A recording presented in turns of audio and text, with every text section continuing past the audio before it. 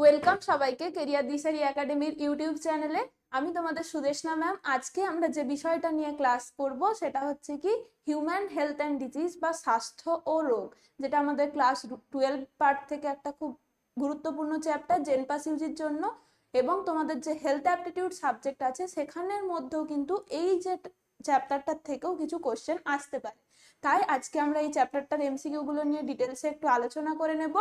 এবং প্রত্যেকটা ক্লাস যেগুলো আমরা ইউটিউবে বা অ্যাপের মধ্যে হচ্ছে সবাই কিন্তু এই টাইমটা খুব মন দিয়ে করো। তাহলে আমরা বেশি দেরি না করে আজকের ক্লাসটা শুরু করছি। প্রথম এমসিকিউ আমরা দেখে নিই কি এসছে।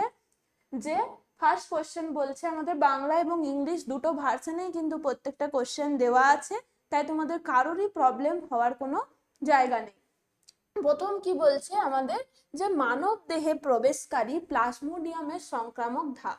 তাহলে আমরা সবাই জানি কি ম্যালেরিয়া যে রোগটা হয় তার সংক্রামক যেটা প্রোটোজোয়াটার নাম কি হচ্ছে প্লাজমোডিয়াম। সেটা প্লাজমোডিয়াম ভাইভ্যাক্স হতে পারে, ম্যালেরি হতে পারে, ফ্যালসিপেরাম হতে পারে, বিভিন্ন টাইপের হতে পারে। তাহলে এই প্লাজমোডিয়ামটা কার মাধ্যমে সংক্রামিত হয়? ফিমেল অ্যানোফিলিস বা স্ত্রী অ্যানোফিলিস মশার দ্বারা। তাহলে সেই স্ত্রী অ্যানোফিলিস মশা থেকে যখন মানুষের শরীরে প্রবেশ করছে সেটা কোন স্টেজে থাকছে সেটাই জিজ্ঞাসা করছে। মানে প্লাজমোডিয়ামটা কোন স্টেজটা ইনফেক্টিভ স্টেজ হিসেবে কাজ করছে যখন মশা থেকে মানুষের দেহে ইনফেকশনটা প্রবেশ করছে, সেই দশাটাকে আমরা কি বলি? কোনটা অ্যান্সার হবে? অপশন বি, স্পোরোজয়েট হিসেবে থাকে। স্পোরোজয়েট হিসেবে কি থাকে? সেটা ওই স্ত্রী অ্যানোফিলিস মসকিউটোর যে লালা গ্রন্থি বা স্যালাইভারি গ্ল্যান্ডের মধ্যে জমা থাকবে। কোথায় থাকে স্পোরোজয়েট গুলো? লালা গ্রন্থির মধ্যে। কার লালা গ্রন্থি? স্ত্রী অ্যানোফিলিস মশার, ফিমেল অ্যানোফিলিস মসকিউটো বা স্ত্রী অ্যানোফিলিস মশার যে লালা গ্রন্থির মধ্যে থাকে। সেই ইনফেক্টেড একটা মশা যখন মানুষকে কামড়াচ্ছে তখন সেখান থেকে কি আসবে? এই যে স্পোরোজয়েড গুলো কি করছে? মানুষের ব্লাডের মধ্যে প্রবেশ করে যাচ্ছে। এটাই আমাদের এখানে কোশ্চেনে জানতে চেয়েছে। ক্লিয়ার এটা? নেক্সট আমরা কি পড়বো? এখান থেকে আরেকটা কোশ্চেন আমরা বলে দিই, যে যদি এইরকম বলতো the infectious stage of plasmodium that enters the, যে ফিমেল অ্যানোফিলিস মসকিউটোর দেহে কোন স্টেজটা প্রবেশ করছে, তখন কি হতো বলো অ্যান্সারটা? যদি এই কোশ্চেনটাই চেঞ্জ করে লাস্টে ওই হিউম্যান বডিতে এন্টার করার জায়গায় এরকম যদি বলতো যে কোন ইনফেক্টিভ স্টেজটাতে এন্টার্স দ্য ফিমেল অ্যানোফিলিস মসকিউটোর দেহে প্রবেশ করছে, সেটার অ্যান্সার কিন্তু চেঞ্জ হয়ে যেত। তখন আমাদের কি হতো? ফিমেল অ্যানোফিলিস মসকিউটো যদি হতো মানে মানুষ থেকে যখন আবার অন্য একটা মশার দেহে যাচ্ছে তার দেহে সেটা ইনফেক্টিভ স্টেজটার নাম তখন কি হবে? তখন সেটা গ্যামেটোসাইট হিসেবে যায়। গ্যামেটোসাইট মানে কি? মেল এবং ফিমেল দুটো ফর্মেই যেতে পারে, ফিমেল গ্যামেটোসাইট বা মেল গ্যামেটোসাইট হিসেবে। এই দুটোই হতে পারে কি, যে মানুষ থেকে যখন সেটা কি হচ্ছে ফিমেল অ্যানোফিলিস মসকিউটোর দেহে আবার পুনরায় যদি অন্য কোনো মশার দেহে যাচ্ছে তখন তার ইনফেক্টিভ স্টেজটা কোনটা? এই দুটো গ্যামেটোসাইট, স্ত্রী এবং পুরুষ। তাহলে এই কোশ্চেন দুটো আশা করছি ক্লিয়ার। চলো আমরা পরের কোশ্চেন দেখি। এখানে আমরা কি পেয়ে গেছি? একটা স্তম্ভ মেলানোর কোশ্চেন। এইগুলোও কিন্তু জেনপাস ইউজির ক্ষেত্রে এই ধরনের কোশ্চেন আসে, কলাম 1 কলাম 2 করে এই ধরনের কোশ্চেন গুলো আমরা দেখি। তাহলে এখানে কি বলতে চাইছে, এইদিকে কিছু রোগের নাম দেওয়া আছে আর এইদিকে তার যে পজিটিভ অর্গানিজমটা কি সেটার নাম জানা আছে, দেওয়া আছে। তাহলে আমাদেরকে এটার সাথে এটা মেলাতে হবে। তাহলে আমাদের প্রথম কোশ্চেনে প্রথম অপশন এতে কি বলেছে? কলাম 1 এর টাইফয়েড। তাহলে টাইফয়েড জানি কি আমরা একটা ব্যাকটেরিয়া ঘটিত রোগ, যেটা মূলত কার মাধ্যমে ছড়ায়? যে বিভিন্ন যে দূষিত যে খাবার বা জলের মাধ্যমে সাধারণত ছড়ায়। যে দূষিত কোনো ওই টাইফয়েডের ব্যাকটেরিয়াটা আছে সেরকম কোনো খাবার বা কোনো একটা মানে অপরিশোধিত যদি জল কোনো খাওয়া হয় অশুদ্ধ, মানে যেখানের মধ্যে ইনফেকশনটা আসছে সেই ফিকো ওরাল রুটে। তাহলে এটার মোড অফ ট্রান্সমিশনটা মনে রাখবে কি? মুখের মাধ্যমে, খাবার মাধ্যমে ছড়ায়। ফিকো ওরাল রুট, ফিকো ওরাল রুটে মেনলি টাইফয়েড ছড়ায়। তার সাথে সাথে নিউমোনিয়া, নিউমোনিয়াটা কিসে ছড়ায়? নিউমোনিয়াটা হচ্ছে বাতাসের মাধ্যমে, মানে ইনফেক্টিভ যে ড্রপলেট বা এরোসলস এর মাধ্যমে। তাহলে এটা কি বলবো? Droplet infection. ড্রপলেট বা এরোসলের মাধ্যমে। তাহলে বাতাসের মধ্যেই যদি নিউমোনিয়ার যে ইনফেকশন ড্রপলেট গুলো থাকে সেখান থেকে অপর ব্যক্তিকে কি করতে পারে, আক্রান্ত করতে পারে। ফাইলেরিয়াসিসটা কি? ফাইলেরিয়াসিসটা আমরা জানি কি এটা হচ্ছে ম্যালেরিয়া যেমন ছিল ফিমেল অ্যানোফিলিস মসকিউটোর দ্বারা, ফাইলেরিয়াসিসটা কি হবে, ফিমেল যেটা কিউলেক্স মসকিউটোর দ্বারা ছড়ায়। তাহলে এটা হবে কি কোনো বাহকের মাধ্যমে ছড়াচ্ছে, সেই বাহকটা হচ্ছে কি culex mosquito, female culex mosquito. আর ম্যালেরিয়ার ক্ষেত্রে কি হচ্ছে, ম্যালেরিয়ার ক্ষেত্রে এটাও বাহকের মাধ্যমে ছড়ায়, বাহকটাকে অ্যানোফিলিস মসকিউটো। তাহলে এইগুলো কিন্তু আমাদের ডিজিজের সাথে সাথে মনে রাখতে হবে যে তার সেই ডিজিজটা ছড়াচ্ছে বা স্প্রেড করছে কিভাবে, কোন মাধ্যমে সেটা স্প্রেড করতে পারে। এবার টাইফয়েডের জন্য আমরা জানি ব্যাকটেরিয়ার নামটা কি, সালমোনেল্লা টাইফি। তাহলে এখানে আমরা ব্র্যাকেটে লিখে দিলাম এ, এটার পুরো নাম কি, সালমোনেল্লা টাইফি। তারপরে আসছে কি আমাদের নিউমোনিয়া। নিউমোনিয়ার জন্য দায়ী আমরা দুটো পড়েছিলাম কি, একটা হচ্ছে স্ট্রেপ্টোকক্কাস নিউমোনি আর একটা হচ্ছে হিমোফিলাস ইনফ্লুয়েঞ্জি। তাহলে স্ট্রেপ্টোকক্কাস নিউমোনি আর হিমোফিলাস ইনফ্লুয়েঞ্জি দুটো নামই কিন্তু মনে রাখতে হবে। এখানে হিমোফিলাস আছে, তার জায়গায় যদি দিয়ে দিত স্ট্রেপ্টোকক্কাস তাহলে সেটাও কিন্তু অ্যান্সার হতো। তাহলে একটা কোশ্চেন থেকে আমরা দেখছি যে কত ভাবে আসতে পারে। এটাই তোমাদের একটা ক্যাটাগরি 2 এর কোশ্চেন দিয়ে দিল যে নিউমোনিয়া কোন যে পজিটিভ অর্গানিজমের জন্য হয়, এরকম অনেকগুলো নাম দিয়ে দিল, দিয়ে হিমোফিলাস থাকলো, স্ট্রেপ্টোকক্কাস থাকলো, তখন কিন্তু আমাদের হিমোফিলাস স্ট্রেপ্টোকক্কাস দুটো অপশনই কারেক্ট হবে, স্ট্রেপ্টোকক্কাস নিউমোনি।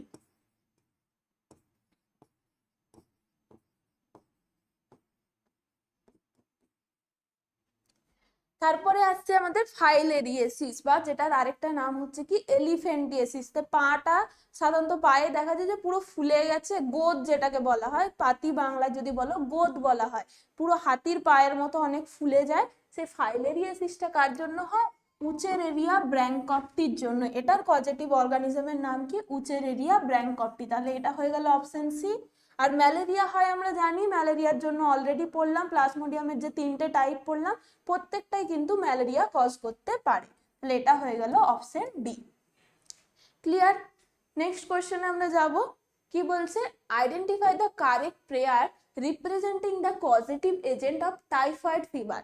এবং তাহলে টাইফয়েড ফিভারের আমরা অলরেডি পজিটিভ অর্গানিজমটা পড়লাম, আমাদেরকে এখানে তার সাথে সাথে কি জানতে চেয়েছে যে এই যে সালমোনেল্লা টাইফি এটাকে আমরা কোন টেস্টের মাধ্যমে ডিটেক্ট করতে পারবো, মানে কি টাইফয়েড কারোর হয়েছে সেটা আমরা কনফার্ম করব কোন টেস্টের মাধ্যমে, সেটার নাম কি আমরা ছোট থেকে পড়ে এসেছি, ওয়াইডাল টেস্ট, ওয়াইডাল টেস্ট। তাহলে অপশন কি হয়ে গেল, এ কারেক্ট। বাকি একটাও অপশন কিন্তু দেখবে কারেক্ট নেই। এই অ্যান্থ্রন টেস্টটা এটা কার জন্য করা হয়, ইউজ টু ডিটেক্ট কার্বোহাইড্রেট, মানে শর্করা কোনো একটা স্যাম্পেলের মধ্যে যে শর্করা উপস্থিত আছে কিনা সেটা ডিটেক্ট করার জন্য, ইউজ টু ডিটেক্ট কার্বোহাইড্রেট,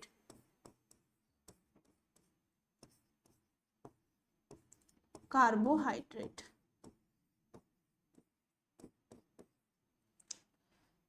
চলো নেক্সট কোশ্চেন দেখবো আমরা, 4 নাম্বার কোশ্চেন। কি বলছে, এটার ক্ষেত্র যে কোন মশাবাহিত রোগে জীবাণু লিম্ফ নালীতে দীর্ঘস্থায়ী একটা প্রদাহ সৃষ্টি করে। প্রদাহ সৃষ্টি করে মানে কি, লিম্ফ নোড গুলো যেগুলো আছে, লিম্ফ্যাটিক ভেসেলস গুলো পুরোপুরি ভাবে ব্লক হয়ে গিয়ে পুরো ফুলে যায়, যে অংশটা একদম পা, যদি সাধারণত যে আমাদের পাকেই এফেক্ট করে ফাইলেরিয়াসিসের ক্ষেত্রে, পা হাত এগুলোতে, তাহলে সেখানে লিম্ফ নোড গুলো কি হবে, যে লিম্ফ ভেসেল গুলো পুরোপুরি ভাবে ব্লক হয়ে যাচ্ছে উচেরেরিয়া ব্র্যাঙ্কপ্টির জন্য, যেটা হচ্ছে কি নাম আমরা পড়লাম এলিফ্যান্টিয়েসিস, বা এটাকে আমরা কি বললাম আরেকটা নাম ফাইলেরিয়েসিস,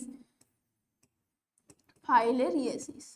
তাহলে এরকম যদি কোশ্চেন দেয় যে কোন ডিজিজের ক্ষেত্রে এরকম যে লিম্ফ নোড গুলোকে এফেক্ট করে, লিম্ফ্যাটিক ভেসেলস গুলোকে এফেক্ট করে, সেটা কি হবে, এলিফ্যান্টিয়েসিস বা ফাইলেরিয়েসিস।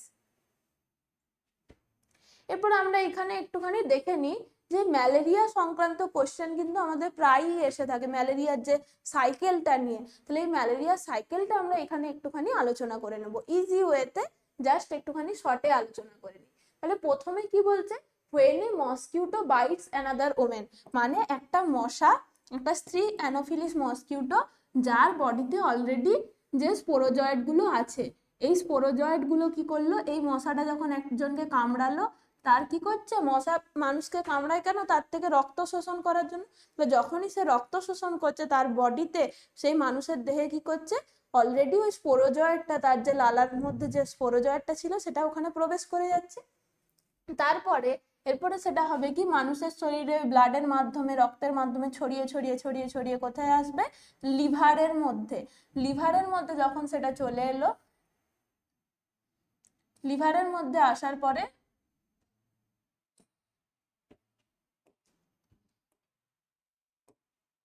লিভারের মধ্যে আসার পরে সেটা কি করবে, সেই স্পোরোজয়েড গুলো আরো প্রচুর পরিমাণে বাড়ছে অ্যাসেক্সুয়াল পদ্ধতিতে। এখানে মনে রাখবে কি, এই যে হিউম্যান হোস্টের মধ্যে যা যা করছে, এখানে দুটো বলা হয়, একটা হচ্ছে প্রাইমারি হোস্ট, একটা হচ্ছে সেকেন্ডারি হোস্ট।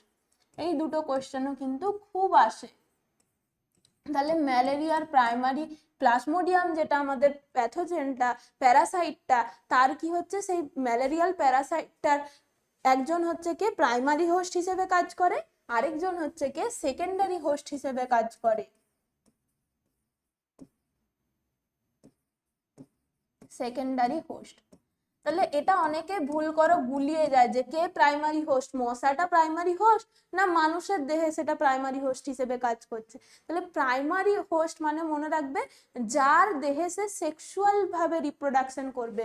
মানে কি, প্রাইমারি হোস্ট যার দেহে সেক্সুয়াল রিপ্রোডাকশন করছে এই ম্যালেরিয়াল প্যারাসাইটটা, সেই হয়ে যাবে তার কি প্রাইমারি হোস্ট, বা প্রাথমিক যে তার হোস্ট হিসেবে কাজ করছে। তাহলে সেটা হবে কি সেক্সুয়াল রিপ্রোডাকশন। তাহলে সেক্সুয়াল রিপ্রোডাকশন কোথায় করছে, যেখানে সেটা হবে ফিমেল অ্যানোফিলিসের, আমরা জানি তার যে গার্ড বা তার যে অন্ত্রের মধ্যে কি হয়, এই যে মেল গ্যামেটোসাইট ফিমেল গ্যামেটোসাইট যেটা মানুষের থেকে গেল, সেগুলো গিয়ে জাইগোট ফর্মেশন করে, বা যেটাকে আমরা বলি কি উকাইনেটি ফর্মেশন করে। তাহলে সেক্সুয়াল রিপ্রোডাকশন সাইকেলটা কিন্তু কোথায় হয়, এই মসকিউটোর বডিতে। মসকিউটো হোস্ট হিসেবে যখন কাজ করছে, তখন এই ফিমেল অ্যানোফিলিস, ফিমেল গ্যামেটোসাইট আর মেল গ্যামেটোসাইট, সেই দুটো যে কি করছে, একসাথে মার্জ করে জাইগোট ফর্মেশন করবে। জাইগোট ফর্মেশন হওয়া মানেই কি, সেটা সেক্সুয়াল রিপ্রোডাকশন। তাহলে সেক্সুয়াল রিপ্রোডাকশন যেহেতু মসকিউটোর বডিতে করছে, তাহলে সবসময় এর প্রাইমারি হোস্ট কি হবে, মসকিউটো। এটা কিন্তু মনে রাখবে, খুব ইম্পর্টেন্ট, প্রাইমারি হোস্ট কে মসকিউটো। আর সেকেন্ডারি হোস্ট মানে যার বডিতে সে অ্যাসেক্সুয়াল ভাবে রিপ্রোডাকশন করছে, মানে শুধুমাত্র সংখ্যায় বাড়ছে, কিন্তু কোনো প্রকার এরকম জাইগোট ফর্মেশন হবে না, কোনো প্রকার এই যে অ্যাসেক্সুয়াল পদ্ধতিতে ওইখানে শুধুমাত্র কি হবে, যে স্পোরোজয়েডস গুলো আস্তে আস্তে সংখ্যায় বাড়ছে, দিয়ে পরে অনেক মাল্টিপ্লাই করে ওখানের মধ্যে আলটিমেটলি আবার গ্যামেটোসাইট হিসেবে সেটা মশার দেহেই ফিরে যাবে। সাইকেলটা আমরা পড়ছি।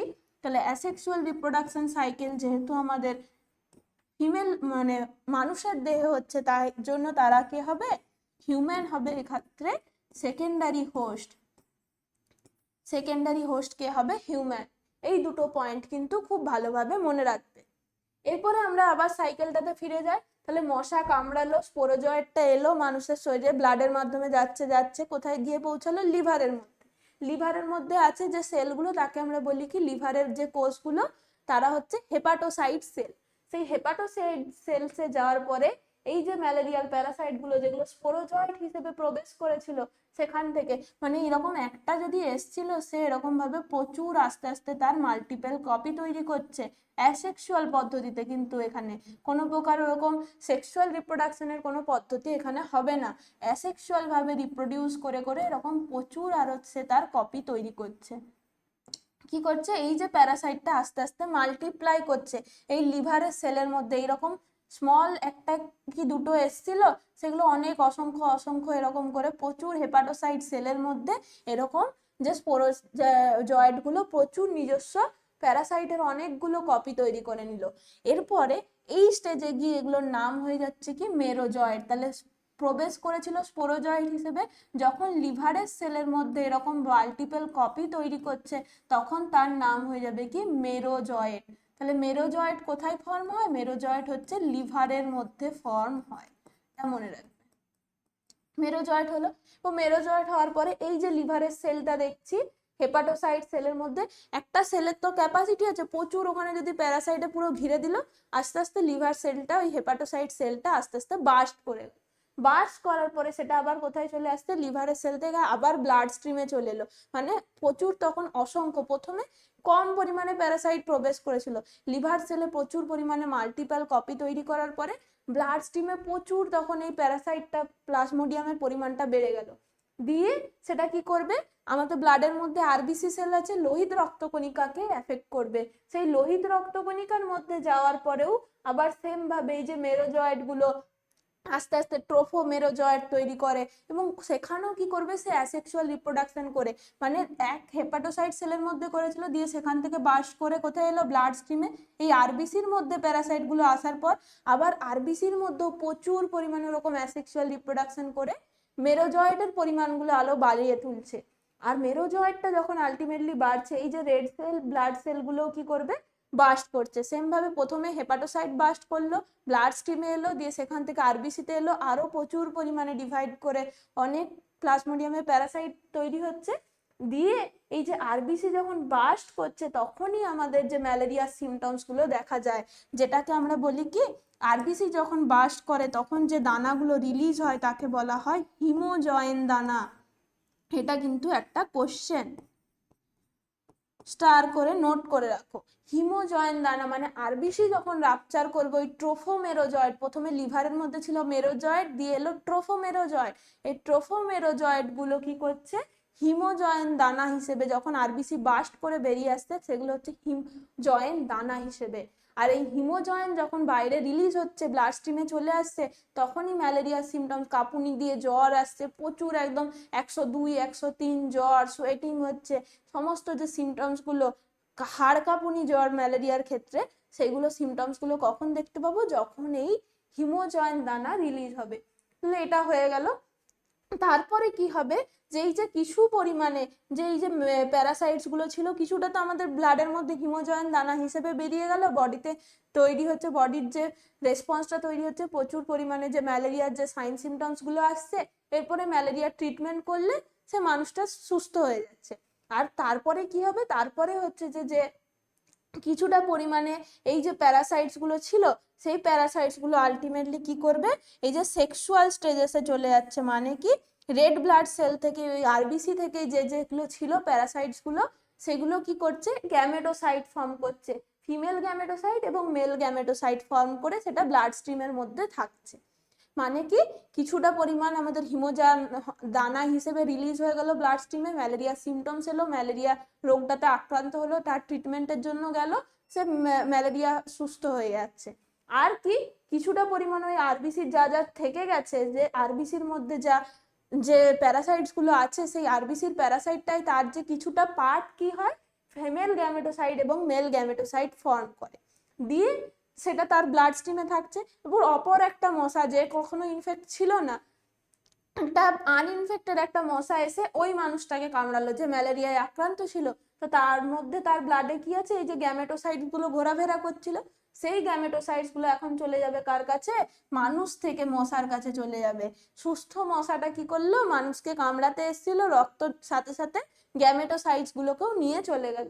এরপর গ্যামেটোসাইটস গুলোকে নিল তো নিল, সে কি করবে, ওই মশাটার মধ্যে, তার যে অন্ত্রের মধ্যে বা গাটের মধ্যে কি হবে, ওই ফিমেল আর মেল গ্যামেটোসাইটস গুলো একসাথে কম্বাইন্ড করবে, জাইগোট ফর্মেশন করবে, যেটাকে আমরা বললাম কি সেক্সুয়াল সাইকেল হবে, তার ফার্টিলাইজেশন হবে, এবং এখানে জাইগোট ফর্ম করলো। আর সেই জাইগোটটার নামই কি, সেই জাইগোটটার নামই হয়ে যাচ্ছে স্পোরোজয়েট।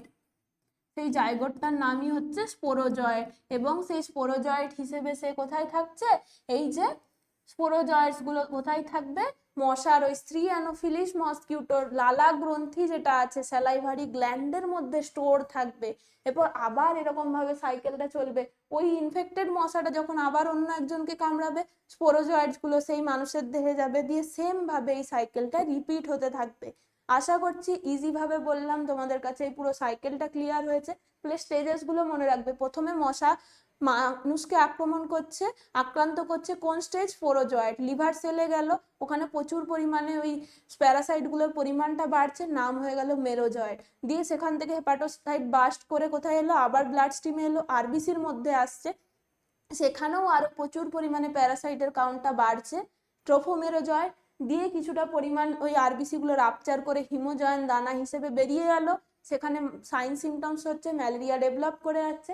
আর কিছুটা পার্ট হচ্ছে কি, ওই যে প্যারাসাইটস গুলো কি করবে, আরবিসির থেকে যে প্যারাসাইটস গুলো ফিমেল আর মেল গ্যামেটোসাইট ফর্ম করছে এবং সেটা ব্লাড স্ট্রিমের মধ্যে ঘুরতে থাকছে।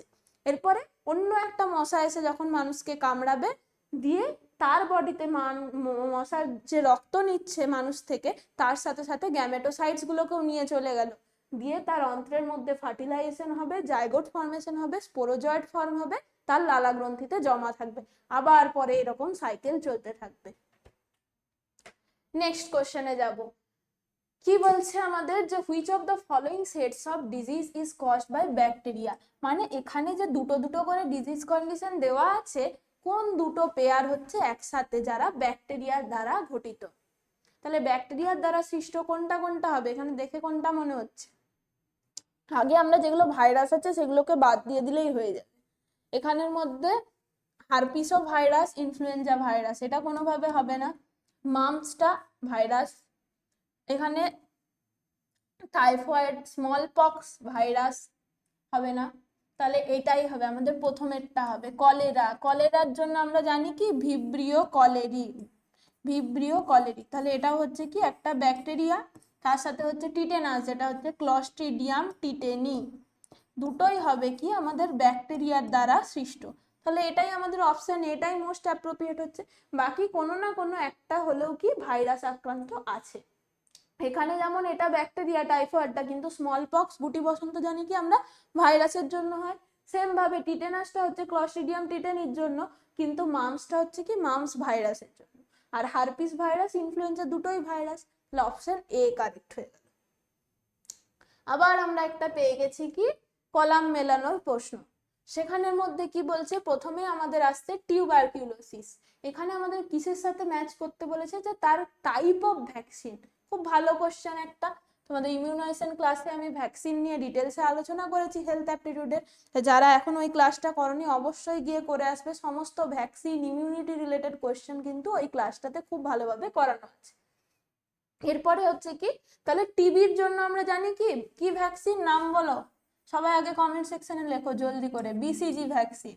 হুপিং কাফের জন্য আমরা কি জানি, ডিপিটি ভ্যাকসিন, বা যেটা আমাদের পেন্টাভ্যালেন্ট ভ্যাকসিন, সেখানের মধ্যে হুপিং কাশিরটাও পার্টুসিস পার্টটা আছে। ডিপথেরিয়ার জন্য সেম ডিপিটি বা পেন্টাভ্যালেন্ট দুটোই, এই দুটোর জন্য সেম ভ্যাকসিন। আর পোলিওর জন্য কি কি আছে, ওপিভি আছে, আইপিভি আছে, এগুলো ভ্যাকসিন। তাহলে এই ভ্যাকসিন গুলো কোনটা কি সেটা আমাদের জানতে চেয়েছে। মানে মেনলি যেটা আমাদের ভাগটা ছিল, যে লাইভ ভ্যাকসিন, কিল্ড ভ্যাকসিন, না হচ্ছে কি আমাদের যে টক্সয়েড ভ্যাকসিন, সেখান থেকে আমরা এটার উত্তরগুলো করতে পারবো।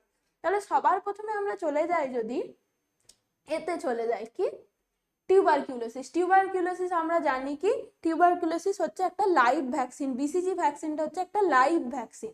তাহলে বিসিজির জন্য যেটা টিউবারকিউলোসিস, সেটা কি হয়, আমাদের মাইক্রোব্যাকটেরিয়াম টিউবারকিউলাই থেকে হয়। তাহলে সেখানের মধ্যে যেটা থাকছে হার্মলেস থাকছে, হার্মলেস, কিন্তু সেটা কি থাকছে, ব্যাকটেরিয়া থাকবে। কারণ কি, সেটাকে আমরা লাইভ অ্যাটিনুয়েটেড ফর্মে, হার্মলেস বলেছিলাম যে সেটা ডিজিজ তৈরি করতে পারে না, নিষ্ক্রিয়করণ করে একটা তাকে নিস্তেজ অবস্থায় আমরা ভ্যাকসিন হিসেবে দিই। তাহলে এখানের মধ্যে হচ্ছে কি এম টিউবারকিউলাই, টিউবারকিউলার যে ব্যাসিলাই গুলো সেগুলো হচ্ছে কি আমরা লাইভ অ্যাটিনুয়েটেড ফর্মে দিচ্ছি। তাহলে এটা হার্মলেস ব্যাকটেরিয়া হলো বিসিজির ভ্যাকসিনটার। তারপরে আসছে কি আমাদের পোলিও, ওরাল পোলিও, পোলিওটা কি ভাইরাস। ওপিভিটাও জানি কি আমরা, ওপিভিটাও যদি আমরা ওপিভিটা ধরে চলি, এখানে আইপিভিটা আমরা বাদ দিলাম, ওপিভিটাই শুধু ধরবো পোলিওর ক্ষেত্রে। তাহলে ওপিভি যদি হয়, তাহলে ওরাল পোলিও ভ্যাকসিন, সেটাও একটা লাইভ ভ্যাকসিন। তাহলে সেখানের ক্ষেত্রে আমরা কি দিচ্ছি, হার্মলেস, মানে লাইভ অ্যাটিনুয়েটেড ফর্মে আমরা ভাইরাসটাকে দিচ্ছি। তাহলে এখানে আমাদের প্রথমে এটা হলো এ, পোলিওরটা হয়ে গেল কি আমাদের হার্মলেস ভাইরাস, ডি। এরপরে আমরা পড়বো কি ডিপথেরিয়া। ডিপথেরিয়া যেটা আমরা পড়েছিলাম টিডি ভ্যাকসিন, এটার ক্ষেত্রে আমরা শুধু টিডি ভ্যাকসিনটার কথাও বলতে পারি, কারণ ওটার মধ্যেও টিটেনাস আর ডিপথেরিয়া আছে। তাহলে ডিপথেরিয়ার পার্টটা সবসময় হচ্ছে কি টিটেনাস বা ডিপথেরিয়া এগুলো বলেছিলাম কি টক্সয়েড কম্পোনেন্ট থেকে আসছে, তাহলে এটা হচ্ছে কি ইনঅ্যাক্টিভেটেড টক্সিন। তাহলে সেই যে অর্গানিজম গুলোর যে সেল ওয়াল থেকে যে টক্সিনস গুলো রিলিজ হয়, সেই টক্সিন গুলোকে আমরা কি করছি নিষ্ক্রিয় করে দিচ্ছি, ইনঅ্যাক্টিভেট করে সেটাকে ভ্যাকসিনের মাধ্যমে প্রয়োগ করা হচ্ছে। তাহলে এটা আমরা সি অপশন হয়ে গেল। আর হুপিং কাশি আমরা বলেইছিলাম কি পার্টুসিস ভ্যাকসিনটা হচ্ছে সবসময় কিল্ড ভ্যাকসিন, তাহলে এখান থেকে আমরা পেয়ে গেলাম কিল্ড ব্যাকটেরিয়া। পার্টুসিসটা কার জন্য হয়, ব্যাকটেরিয়া একটা ঘটিত রোগ, তার সাথে সাথে তার যে ভ্যাকসিনটা পার্টুসিস ভ্যাকসিনটা কি হচ্ছে কিল্ড ভ্যাকসিন। তাহলে অপশন এটা হয়ে গেল কি বি। এটা খুব ভালো কোশ্চেন, অনেকগুলো কনসেপ্ট একসাথে তোমরা পড়তে পারছো, কি রোগ পড়তে পারছো, তার ভ্যাকসিন পড়তে পারছো, ভ্যাকসিন গুলো কোন টাইপের পড়তে পারছো, তার সাথে সাথে সেটা ভাইরাস না সেটা ব্যাকটেরিয়া না সেটা টক্সিন থেকে পাওয়া যাচ্ছে, এতগুলো ডিটেলস তোমরা একটা কোশ্চেন থেকে পড়ে নিতে পারছো।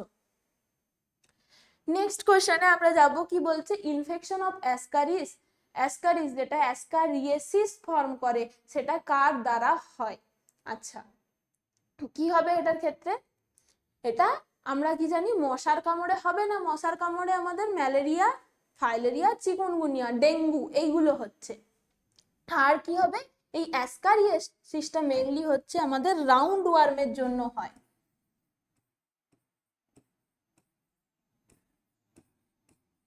রাউন্ড ওয়ার্মের জন্য হয়। তাহলে এগুলো কোথায় গিয়ে আমাদের আক্রান্ত করে, মানুষের দেহে যদি বলি অন্ত্রের মধ্যে স্মল ইন্টেস্টাইন যে ক্ষুদ্রান্ত পার্টটাকে গিয়ে এফেক্ট করে। এই অ্যাসকারিয়েসিস এই ডিজিজ কি কন্ডিশন করে, অ্যাসকারিসের যে এগ গুলো সেগুলোর যে ডিজিজটা করে মানুষের অন্ত্রের মধ্যে করে অ্যাসকারিয়েসিস। তাহলে এটা কার জন্য হবে, এটাও হচ্ছে কি যে টাইফয়েডের মতোই ওই খাবার জল, কন্টামিনেটেড ফুড, কন্টামিনেটেড ওয়াটার এগুলোর থেকে ছড়ায়। তাহলে ড্রিঙ্কিং ওয়াটার থেকে হতে পারে কন্টামিনেটেড ড্রিঙ্কিং ওয়াটার, যেখানে অ্যাসকারিসের এগ গুলো থাকবে। তাহলে এটার ইনফেক্টিভ স্টেজ যদি কি বলা হয়, প্লাজমোডিয়ামের ক্ষেত্রে বললাম স্পোরোজয়েড, অ্যাসকারিয়েসিসের ক্ষেত্রে ইনফেক্টিভ স্টেজ বা ইনফেক্টিভ প্রোডাক্ট কোনটা, সেটা হচ্ছে কি এগ। কোনো একটা জলের মধ্যে যে জলটা আমরা খাচ্ছি সেখানে কোনোভাবে যদি অ্যাসকারিসের এগ থেকে থাকে সেটা কি করবে ক্ষুদ্রান্তে গিয়ে আমাদের এফেক্ট করবে। নেক্সট কি বলছে যে identify the site where wuchereria bancrofti normally found in human body. আচ্ছা তাহলে ব্লাড ভেসেলসে হবে না, লিম্ফ্যাটিক ভেসেলসে হবে না, মাসেলসে হবে না, স্কিনে হবে। তাহলে আমরা কি পড়লাম এতক্ষণ পর্যন্ত, যে উচেরেরিয়া ব্র্যাঙ্কোপ্টি বা ফাইলেরিয়া বা এলিফ্যান্টিসিস যাই বলো না কেন প্রত্যেকটাই কাকে এফেক্ট করবে, আমাদের লিম্ফ্যাটিক ভেসেলস গুলো, যে লিম্ফ নালিকাগুলো আছে সেখানটা ব্লক করে দিচ্ছে। তাহলে লিম্ফ নালিকা একটা পাইপের যদি ওপরটা ব্লক হয়ে যায় তাহলে কি হচ্ছে, নিচ থেকে যা যা পরিমাণ যেটা আসার কথা সেটা আসতে পারছে না, পুরোটা জমা থেকে যাচ্ছে নিচের মধ্যে। তাহলে লিম্ফ্যাটিক যে ড্রেনেজটা হওয়ার কথা ছিল সেটা হচ্ছে না, নিচের মধ্যে পায়ের মধ্যে সাধারণত এফেক্ট করে, পুরো পা ফুলে যায় এরকম গোল হয়ে পুরো হাতির পায়ের মতো হয়ে যায়। তার জন্য কি হবে, lymphatic vessels of lower limbs, সাধারণত যে পায়ের অংশকে কিন্তু এটা এফেক্ট করবে। নেক্সট কি বলছে, motile zygote of plasmodium occurs in. তাহলে মোটাইল জাইগোট চলনশীল জাইগোট আমরা কোথায় পাচ্ছি, চলনশীল জাইগোট আমরা কোথায় পাবো, বলো কোথায় হবে এটা,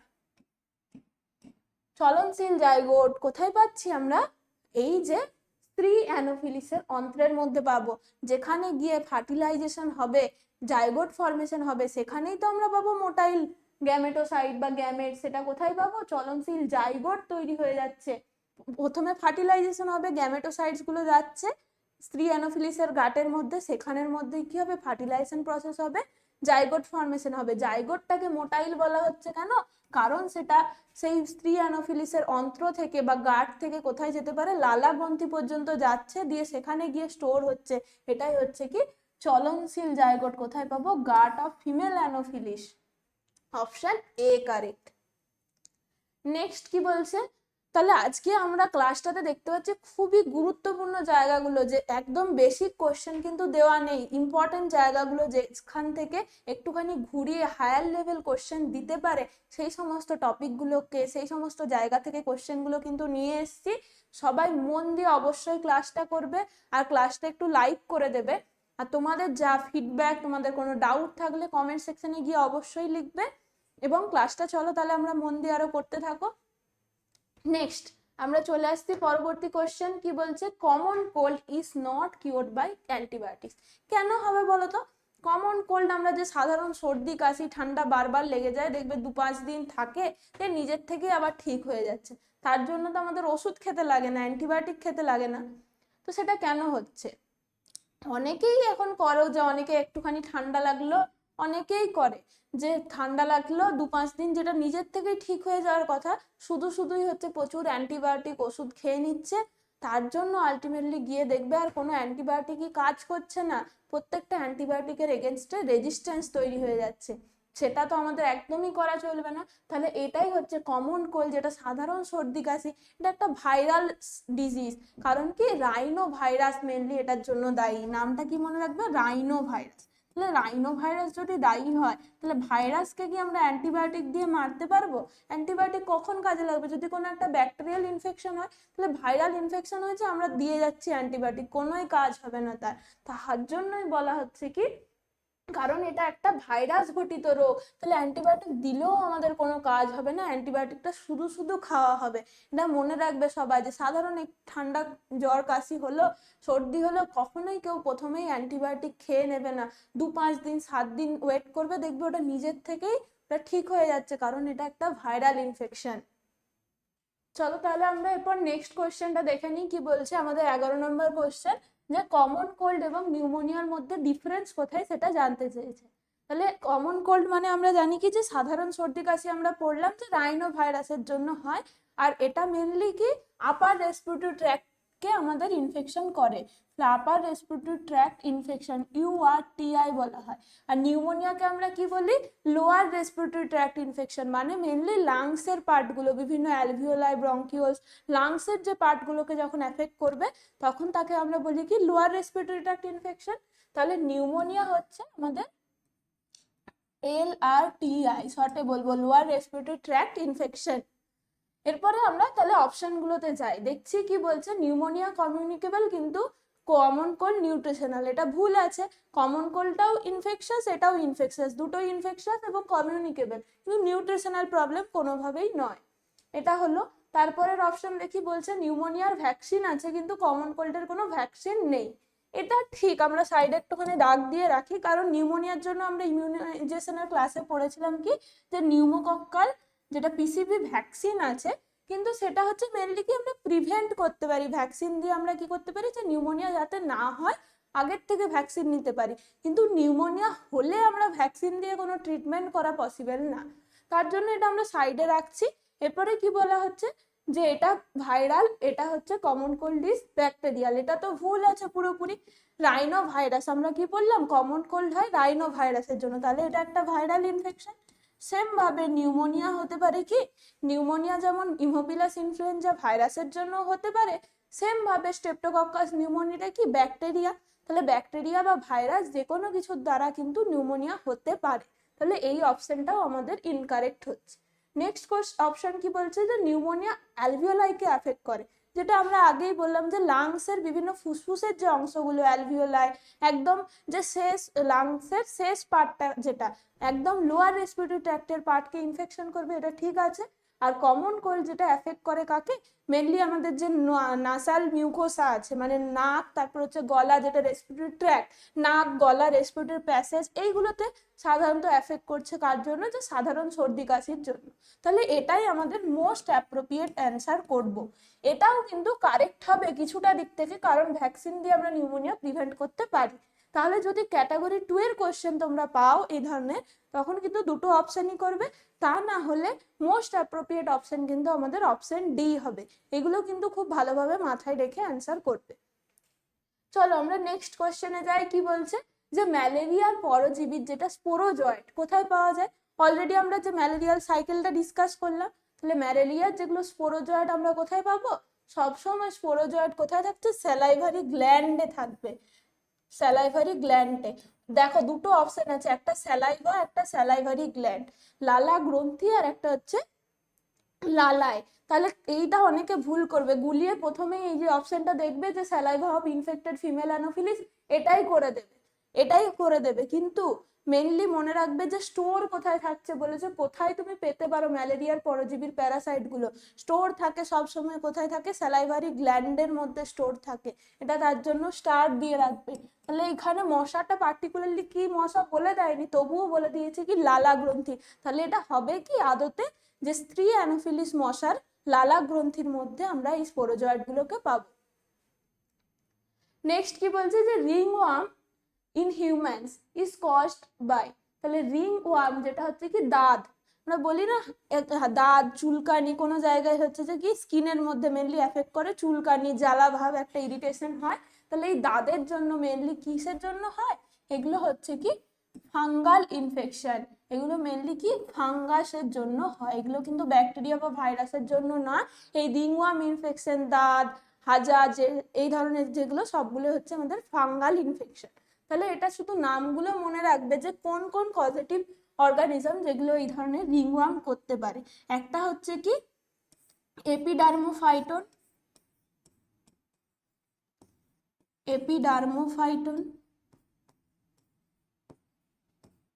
তারপরে হবে কি মাইক্রো ট্রাইকোফাইটন হবে, ট্রাইকোফাইটন হবে,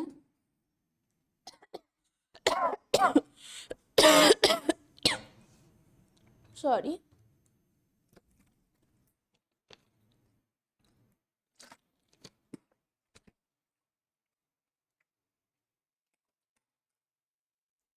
আরেকটা আমরা তাহলে কি বললাম যে এপিডার্মোফাইটন হলো, ট্রাইকোফাইটন হলো, আরেকটা হবে মাইক্রোস্পোরা। এই তিনটে পজিটিভ অর্গানিজমের নাম কিন্তু ভালোভাবে মনে রাখবে।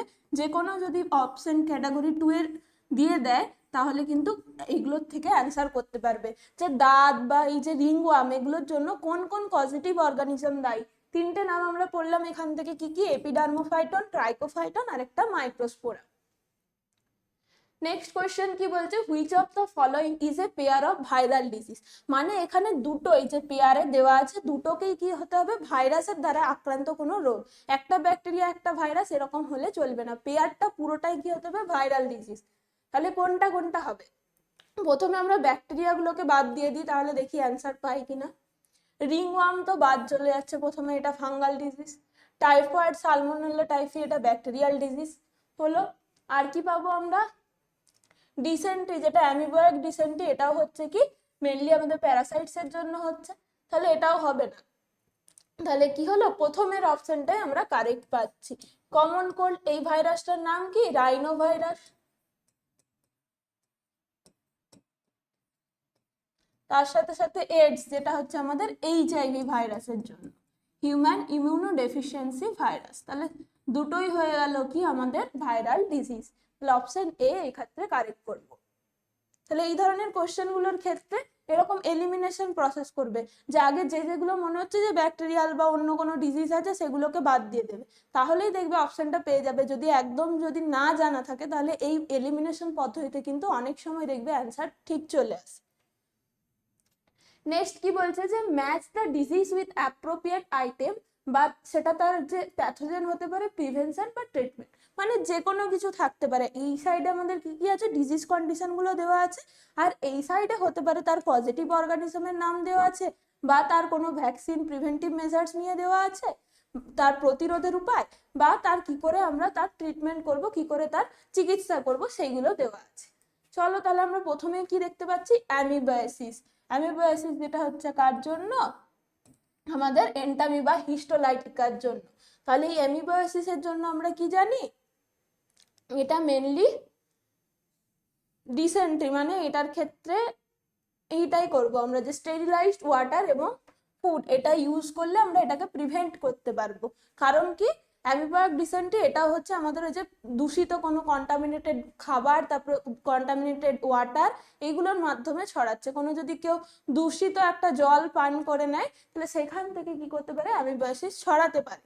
তাহলে সেটা হবে কি, খাবার এবং যে জল এগুলোকে যদি আমরা দূষণ মুক্ত একদম যদি স্টেরিলাইজড খাবারগুলো খাই তাহলে এটাকে আমরা অ্যামিবয়োসিসকে প্রিভেন্ট করতে পারি। তারপরের অপশন আছে ডিপথেরিয়া। তাহলে ডিপথেরিয়ার প্রিভেনশনের জন্য আমরা জানি অলরেডি ডিপিটি ভ্যাকসিনের কথা পড়েছি, ডিপথেরিয়া পার্টুসিস টিটেনাসের যেটা ভ্যাকসিন, তাহলে ডিপিটি ভ্যাকসিন দিলে আমরা ডিপথেরিয়াকে প্রতিরোধ করতে পারবো। তারপরে চলে আসছে কলেরা। কলেরা মানে কি প্রচুর পরিমাণে, ডায়রিয়ার যদি আমরা বলি একটা হেভিয়ার ভার্সন, সেটা হচ্ছে কলেরা, মানে প্রচুর বারবার হচ্ছে এরকম পাতলা পায়খানা করবে, লুজ টুল পাস করবে। তো কলেরার ক্ষেত্রে আমরা কি জানি, নর্মাল ডায়রিয়ার ক্ষেত্রে আমরা কি দিই, যে ওরাল রিহাইড্রেশন সলিউশন দিই। তাহলে কলেরার ক্ষেত্রেও কি দিতে হবে আমাদের, ওরাল রিহাইড্রেশন থেরাপি বা ওরাল রিহাইড্রেশন সলিউশন, যেটা আমরা ওআরএস বলে থাকি, এটা দিতে হবে। আর সিফিলিসের পজিটিভ অর্গানিজম আমরা জানি কি, ট্রিপোনিমা প্যালিডাম।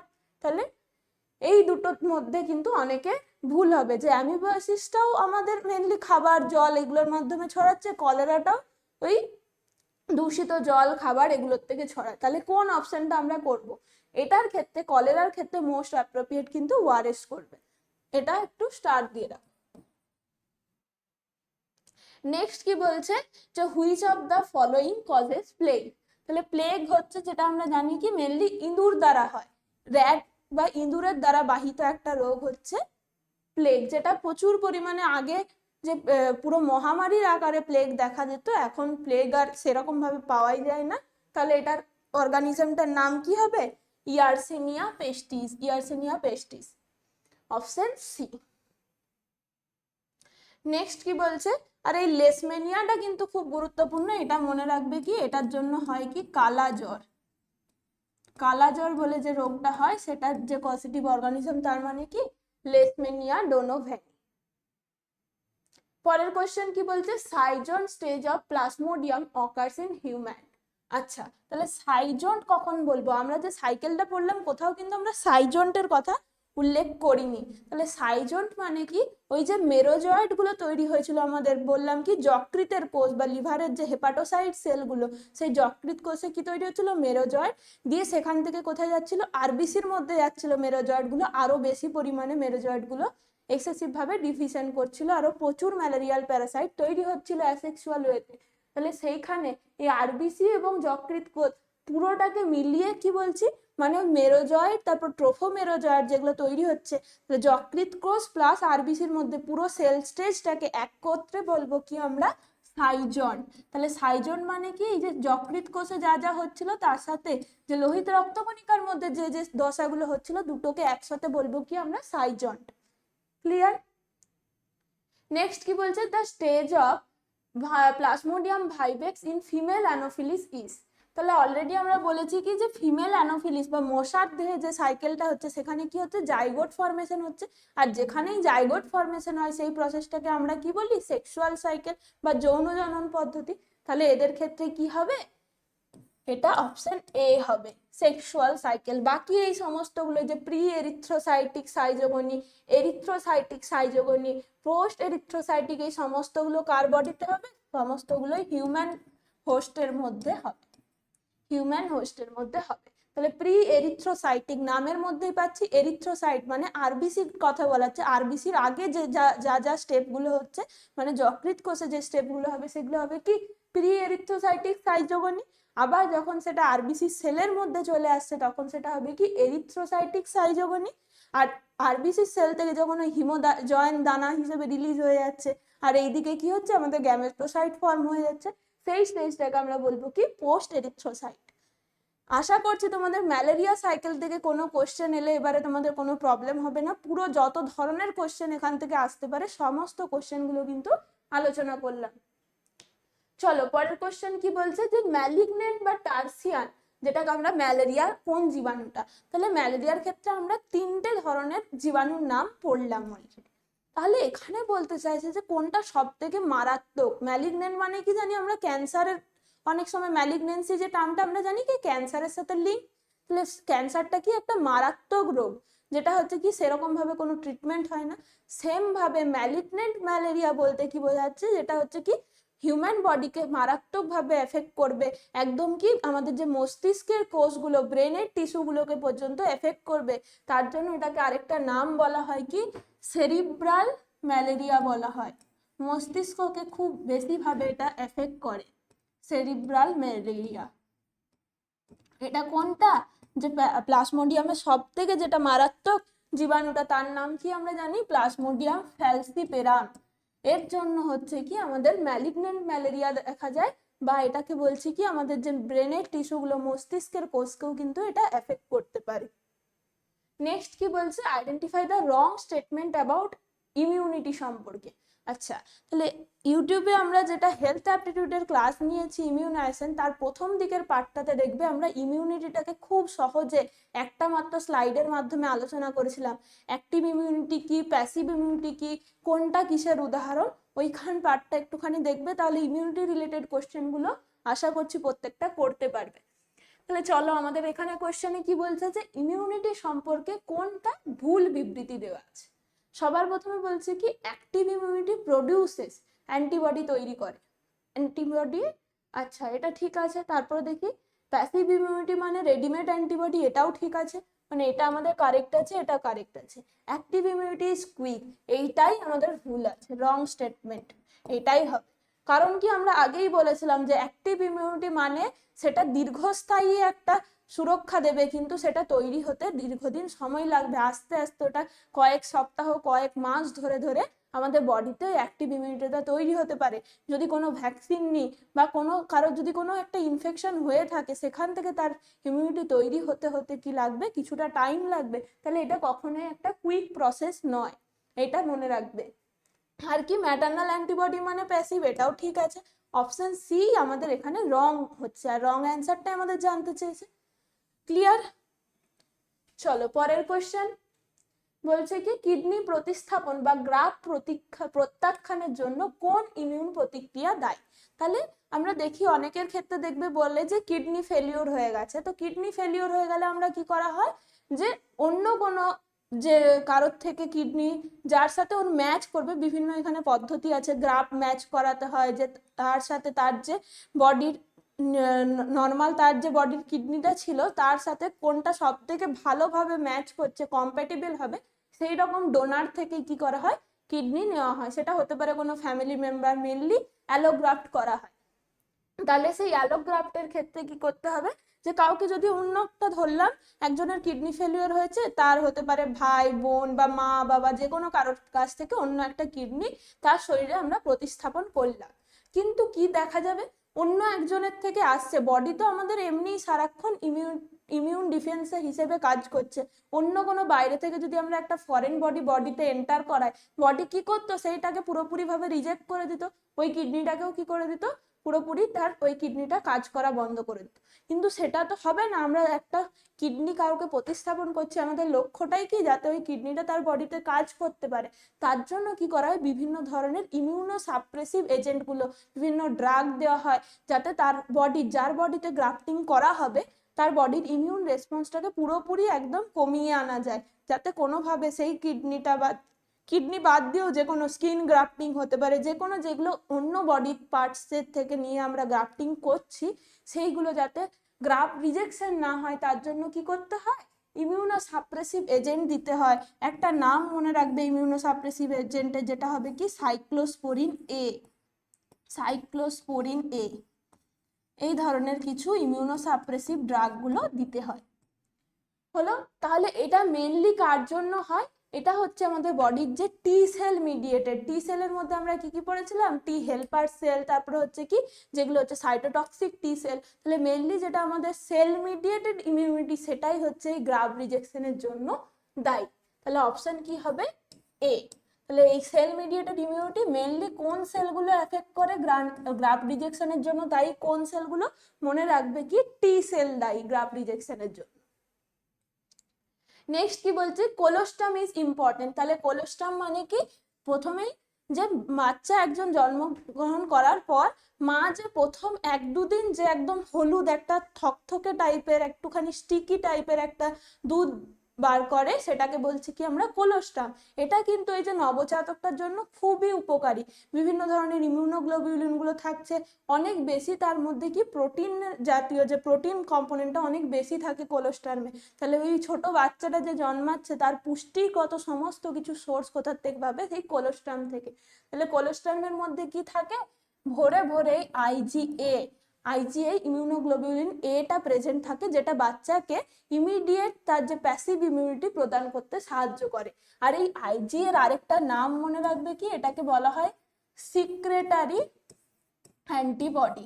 তাহলে বলতে পারে যে বিভিন্ন যে আমাদের মিউকাস মেমব্রেনের যে তরলগুলো পদার্থগুলো তৈরি হচ্ছে, চোখের জল হতে পারে, স্যালাইভা হতে পারে, বিভিন্ন বডি সিক্রেশনের মধ্যে যে যে অ্যান্টিবডি থাকে বা যে ইমিউনোগ্লোবিউলিন থাকছে, সেগুলো হচ্ছে কি আমাদের সিক্রেটারি অ্যান্টিবডি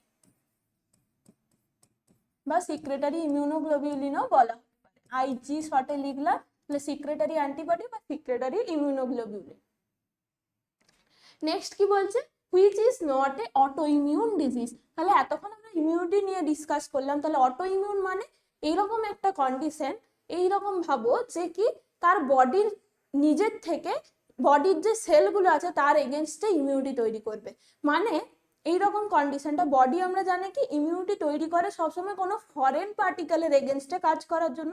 বডি থেকে বডির বাইরে থেকে যদি কোনো ফরেন পার্টিকেলস বডিতে এন্টার করে তখন বডির ইমিউন সিস্টেমটা কাজ করে যাতে ওটাকে বাইরে বার করতে পারে বা ওটাকে ধ্বংস করতে পারে। কিন্তু এমন কন্ডিশন যদি তৈরি হয় যেখানে বডির নিজস্ব সেলকে কি করবে, যে সে ফরেন হিসেবে ভাবতে শুরু করে, যেটা তার নিজের বডির নয়, অন্য কোনো বাইরের কোনো বস্তু, তার জন্য কি করতে চাইবে, তাকে মেরে ফেলবে, তাকে ধ্বংস করবে। তাহলে বডির যদি এইরকম একটা ম্যালফাংশন তৈরি হয় যেখানে বডি তার নিজের সেলকে মেরে ফেলছে, তাকে আমরা বলি কি অটো ইমিউন ডিজিজ কন্ডিশন। তাহলে এই অটো ইমিউন ডিজিজের উদাহরণ আমরা জানি কি রিমাটয়েড আর্থারাইটিস হবে, সোরিয়াসিস হবে, ভিটিলিগো হবে, কিন্তু কোনটা হবে না, অ্যালঝেইমার্স ডিজিজটা। অ্যালঝেইমার্স ডিজিজটা সবসময় হচ্ছে কি বিভিন্ন নিউরোনাল গুলো ডিজেনারেট করার জন্য তৈরি হয়। আস্তে আস্তে বয়স্কদের মধ্যে এটা দেখা যায় মেনলি, যে বয়স বাড়ার সাথে সাথে বিভিন্ন জিনিসগুলো তারা মনে রাখতে পারছে না, ভুলে যাচ্ছে।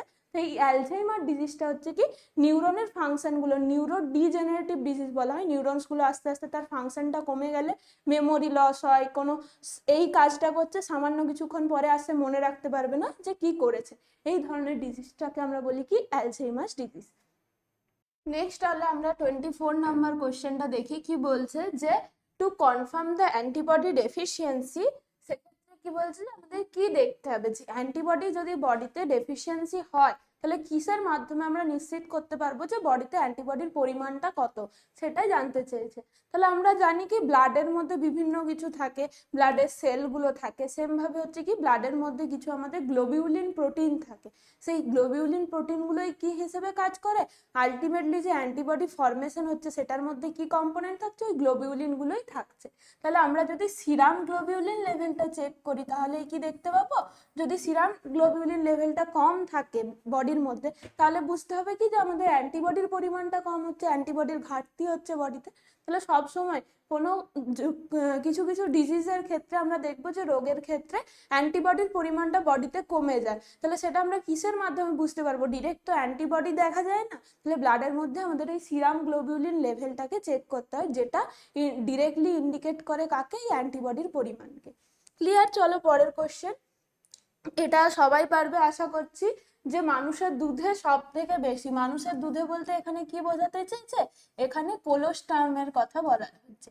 তাহলে কোলোস্টার্ম মিল্কের মধ্যে আমরা জানি কি আমাদের যে সিক্রেটারি অ্যান্টিবডি IgA প্রেজেন্ট থাকে। তাহলে অপশন কি হচ্ছে, অপশন এ কারেক্ট। এই কোশ্চেন গুলো একদম ভুল করলে চলবে না।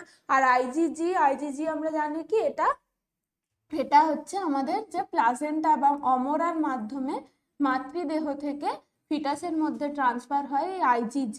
আর এই IgM হচ্ছে কি, IgM থেকে কি কি কোশ্চেন আসতে পারে, যে বডিতে সব থেকে বড়, যে আমরা যতগুলো স্ট্রাকচার দেখেছি অ্যান্টিবডি সব থেকে বড় পেন্টামেরিক স্ট্রাকচার, 5টা এরকম Y like structure. Antibody structure কি জানি আমরা, এরকম ওয়াই এর মতো দেখতে। তাহলে IgMটা কি রকম হবে, এরকম 5টা তার ওয়াই এর মতো স্ট্রাকচার থাকবে, 1 2 3 4, আরেকটা এরকম 5টা এরকম ওয়াই এর মতো স্ট্রাকচার থাকবে। পেন্টামেরিক স্ট্রাকচার বলা হয় কার, IgM এর, পেন্টামেরিক স্ট্রাকচার। ক্লিয়ার? নেক্সট কি বলছে, অ্যাজমার ক্ষেত্রে যে কোনটির ক্ষেত্রে আমাদের অ্যাজমা বাড়ে। তাহলে অ্যাজমা মানে কি, যেটাকে আমরা বলি হাঁপানি। অনেকের ক্ষেত্রে দেখবে যে অ্যালার্জির জন্য হয়, কিছু কিছু সিজনে এরকম ধুলোর জন্য হতে পারে, কারোর হচ্ছে কি কোনো ফুলের গন্ধের জন্য হতে পারে, ফুলের পরাগরেণুর জন্য হতে পারে। এরকম বিভিন্ন বিভিন্ন অ্যালার্জেন যেগুলো কি করতে পারে, বডিতে একটা ইমিউন রিয়াকশন তৈরি করছে, যার মাধ্যমে ওই চোখ দিয়ে কারো জল পড়া, হাঁচি কাশি, নাক দিয়ে অনবরত হচ্ছে যেটাকে আমরা রাইনাইটিস বলি, নাক দিয়ে জল পড়া, তারপর হাঁপানি, এই সমস্তগুলো কি হচ্ছে বডির অ্যালার্জিক রিয়াকশন। তাহলে হচ্ছে কি এখানের মধ্যে যেগুলো পাবো সব থেকে মোস্ট অ্যাপ্রোপ্রিয়েট কি হবে, এই সিজনাল পোলেনের জন্য। সিজনাল পোলেন যেগুলো দেখবে বসন্তকালে এই টাইমটাতে প্রচুর পোলেন গ্রেন বাতাসের মধ্যে থাকে, তো অনেকের ক্ষেত্রে এই সময়টাতে এই সিজনে স্পেসিফিক কিছু কিছু সিজনে, বর্ষাকালে অনেকের ক্ষেত্রে এরকম অ্যালার্জি হয়। তাহলে সেগুলো হচ্ছে কি যে মৌসুমী বিভিন্ন ফুলের পরাগরেণুর জন্য কিন্তু অ্যাসমা বা অ্যাসমার জায়গায় যদি অন্য কোনো অ্যালার্জি বলে দেয় বা এই ধরনের যে হাঁচি, এরকম চোখে জল পড়া, কোনো অনেকের স্কিন লাল হয়ে যায় পুরো, এই সমস্ত যে অ্যালার্জিক রিয়াকশন গুলো দেখা যেতে পারে। নেক্সট কি বলছে যে অ্যান্টিবডিজ আর, তাহলে অ্যান্টিবডিজরা আলটিমেটলি কি বললাম আমরা, সেগুলো হচ্ছে ইমিউনোগ্লোবিউলিন। আর ইমিউনোগ্লোবিউলিন আবার কি দিয়ে তৈরি, ইমিউনোগ্লোবিউলিন মানে কি ইনডিরেক্টলি যে এইরকম ভাবে মনে রাখবে, অ্যান্টিবডি মানে সেটা ইমিউনোগ্লোবিউলিন, আর ইমিউনোগ্লোবিউলিন আমরা কাদের বলবো, যে সমস্ত প্রোটিনগুলো সেগুলো হবে কার পার্ট, গ্লাইকোপ্রোটিন। তার মানে এগুলো হচ্ছে কনজুগেটেড প্রোটিনের মধ্যে আমরা পড়েছিলাম না যে গ্লুকোজের একটা কম্পোনেন্ট থাকছে প্রোটিনের সঙ্গে যুক্ত হয়ে, তো সেই রকম হচ্ছে গ্লাইকোপ্রোটিন তৈরি করবে কাদের, ইমিউনোগ্লোবিউলিন। আর এই ইমিউনোগ্লোবিউলিন গুলোই কি হিসেবে কাজ করে, অ্যান্টিবডি হিসেবে কাজ করে। তাহলে এই গ্লাইকোপ্রোটিন মনে রাখবে কি, আমরা যেটা এনজাইমের চ্যাপ্টার মানে হচ্ছে আমাদের যে বায়োমলিকুলস এর চ্যাপ্টারে পড়বো, সেখানে কি আছে যে গ্লাইকোপ্রোটিন নামটা আছে কি কম্বাইন্ড প্রোটিন বলা হয় বা কনজুগেটেড প্রোটিন বলা হয়। তাহলে যদি এরকম পরীক্ষায় কোশ্চেন আসে যে একটি কনজুগেটেড প্রোটিনের নাম লেখো, তাহলে কিন্তু গ্লাইকোপ্রোটিন, তারপরে হচ্ছে কি লিপোপ্রোটিন, তারপর বিভিন্ন ক্রোমোপ্রোটিন, এই ধরনের যেগুলো নামগুলো দেখতে পারবে সেগুলো হচ্ছে কি কনজুগেটেড প্রোটিন, মানে প্রোটিন বাদে আরো কোনো কম্পোনেন্ট এই প্রোটিনের সঙ্গে যুক্ত থাকছে। ক্লিয়ার? তাহলে আমরা এই জায়গা থেকে অ্যান্টিবডি রিলেটেড কোশ্চেনটা করলাম। নেক্সট আমরা যাব কি বলছে, damage to the thymus leads to, মানে থাইমাস গ্রন্থি আমরা জানি কি লসিকা গ্রন্থির মধ্যে একটা পার্ট, সেকেন্ডারি লসিকা গ্রন্থি বলা হয়, যেগুলো সেকেন্ডারি লিম্ফ্যাটিক অর্গান। তাহলে প্রাইমারি কোনগুলো,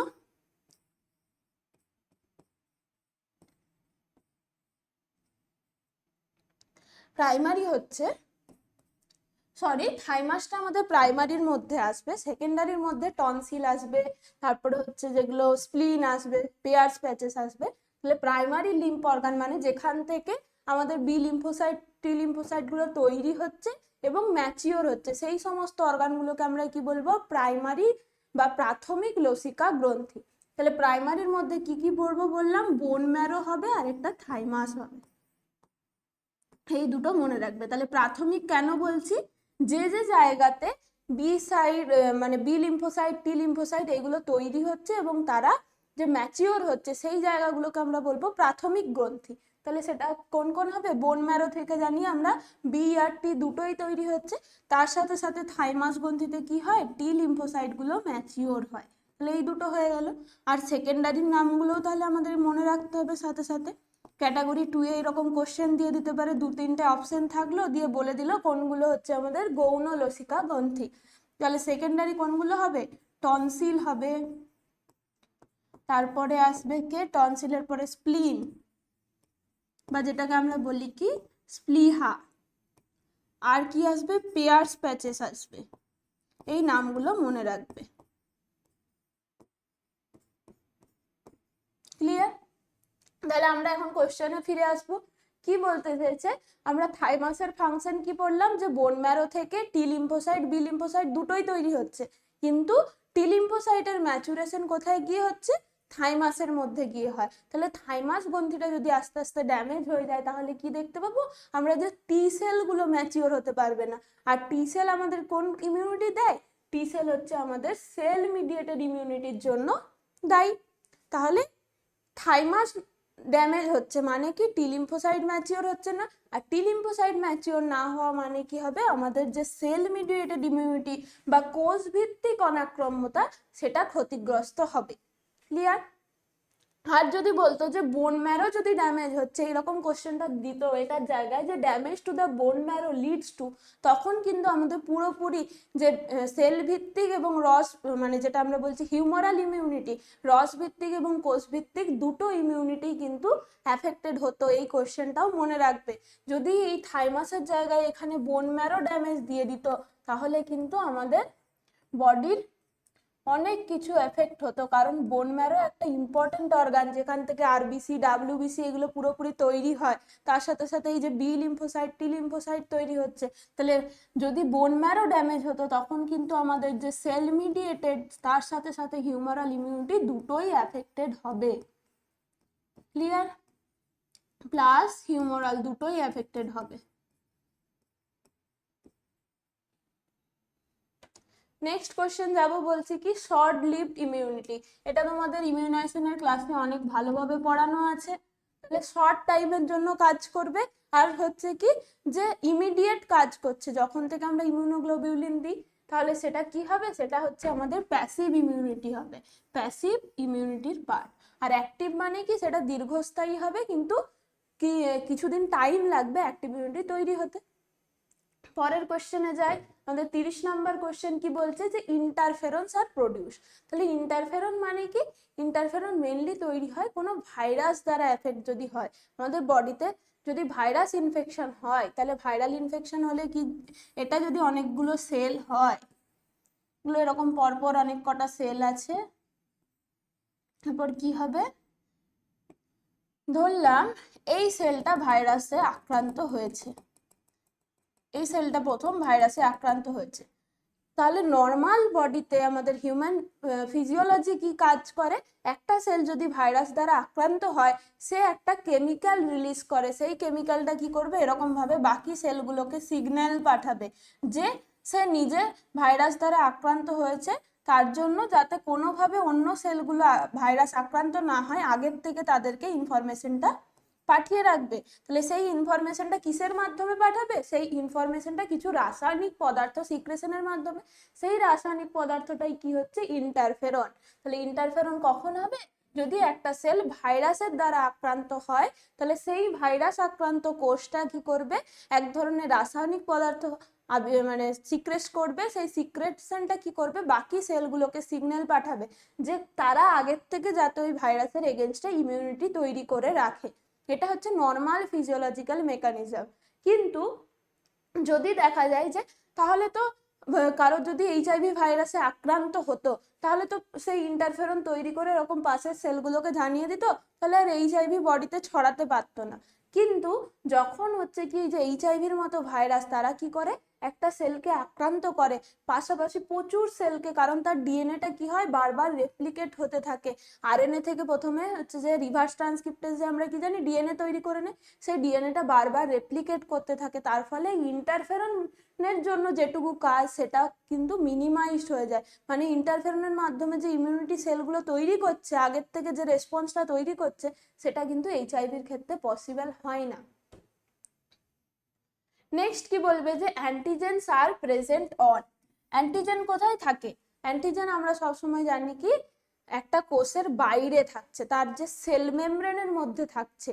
তাহলে এটার ক্ষেত্রে কি হবে, নিউক্লিয়ার মেমব্রেন হবে, সেল সারফেসে হবে, নিউক্লিয়ার মেমব্রেনে হবে, সেল সারফেসে হবে, সেল সারফেসে। তাহলে একদম এটা যদি একটা সেল হয়, তার ভেতরে নিউক্লিয়াস আছে, সাইটোপ্লাজম আছে, তাহলে বেশিরভাগ ক্ষেত্রে এই অ্যান্টিজেনগুলো কোথায় থাকে, এই রকম সেল সারফেসে অ্যান্টিজেনগুলো থাকছে। কারণ কি, দেখবে যে হেপাটাইটিসের কি বলা হয়, হেপাটাইটিসের সারফেস অ্যান্টিজেন বলা হয়। তাহলে সবসময় কোষের পৃষ্ঠতলে মনে রাখবে, বা যেটা আমাদের সেল মেমব্রেন, সেই সেল মেমব্রেনের গায়ে লেগে থাকবে কারা, অ্যান্টিজেন।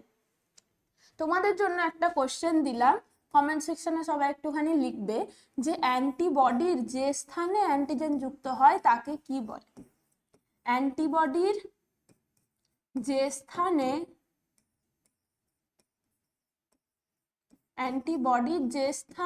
অ্যান্টিজেন যুক্ত হয় তাকে কি বলে। তোমরা সবাই কমেন্ট সেকশনে লিখবে, তারপরে আমি কমেন্ট সেকশনে রিপ্লাই দিয়ে দেবো।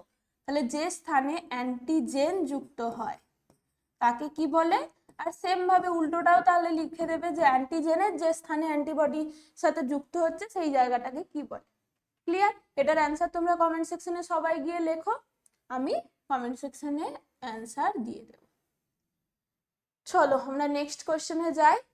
প্রথম আমাদের 32 এর কোশ্চেন কি বলছে যে এইচআইভি ভাইরাস, যার কথা আমরা বলছিলাম হিউম্যান ইমিউনো ডেফিসিয়েন্সি ভাইরাস, সেই ভাইরাসটা প্রথম কোন সেলকে ধ্বংস করে? তাহলে এই এইচআইভি ভাইরাসের আসলে এই এইচআইভির যদি আমরা জেনেটিক ম্যাটেরিয়াল দেখি, তার জেনেটিক ম্যাটেরিয়াল কি? তার genetic material RNA, ribose nucleic acid. এই আরএনএ কি করবে? আরএনএ বারবার তখন হচ্ছে যখনই এটা হিউম্যান সেলের মধ্যে যাচ্ছে, হোস্টের মধ্যে যাচ্ছে, সেটা কি করে দেয়? ইমিডিয়েটলি রিভার্স ট্রান্সক্রিপ্টেজ পদ্ধতিতে আরএনএ থেকে কি করে দেয়? কমপ্লিমেন্টারি ডিএনএ প্রস্তুতি করে দেয়।